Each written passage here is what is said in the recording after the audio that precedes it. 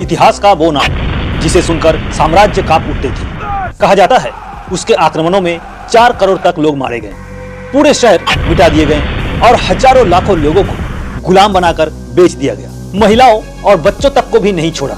ये कहानी है चंगेज खान की। लेकिन क्या सच में वो दुनिया का सबसे क्रूर शासक था या इतिहास ने उसकी छवि को और भयावह बना दिया? आज के इस वीडियो में जानेंगे चंगेज खान के शासन व्यवस्था और उसके अत्याचार की कहानी।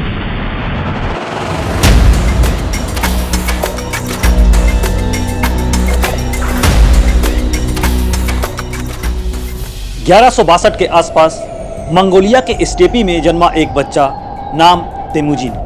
गरीबी, भूख, विश्वासघात, यही उसका बचपन था।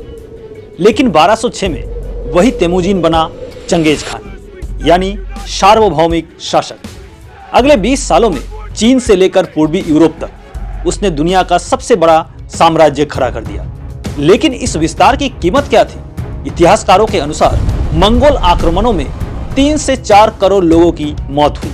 उस समय विश्व की कुल आबादी लगभग 36 से 40 करोड़ थी, यानी दुनिया की लगभग 10% आबादी को खत्म कर दी चंगेज खान ने। 1219 से 1221 के बीच ख्वारिज़्म साम्राज्य पर हमला किया, जो आज का ईरान, उज्बेकिस्तान और तुर्कमेनिस्तान है।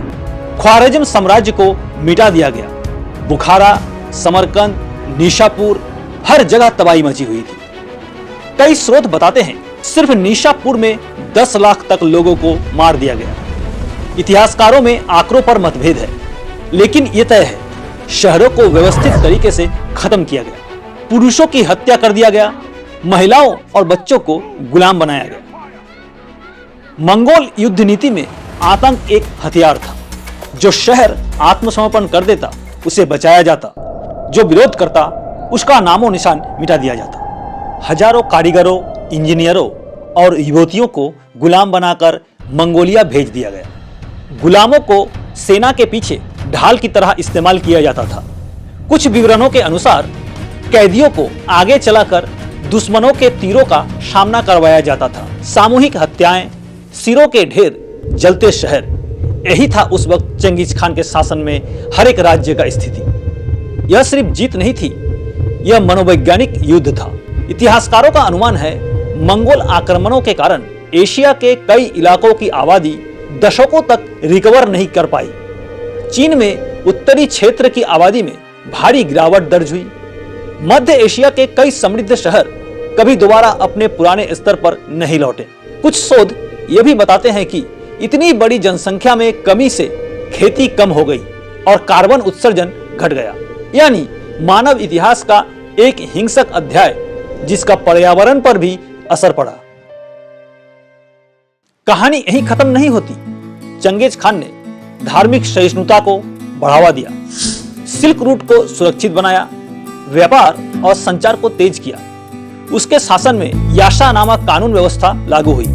तो क्या वो सिर्फ एक हत्यारा था या एक निर्दयी लेकिन प्रभावशाली राष्ट्र निर्माता? इतिहास काला और सफेद नहीं होता।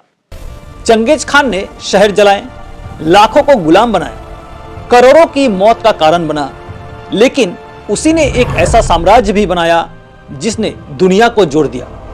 क्रूरता या रणनीति, राक्षस या महान विजेता? आप क्या सोचते हैं? कमेंट में जरूर बताएं। अगर आपको ऐसी ही तथ्यात्मक और डेटा आधारित वीडियो पसंद है तो चैनल को सब्सक्राइब करें, क्योंकि इतिहास सिर्फ कहानी नहीं, चेतावनी भी है।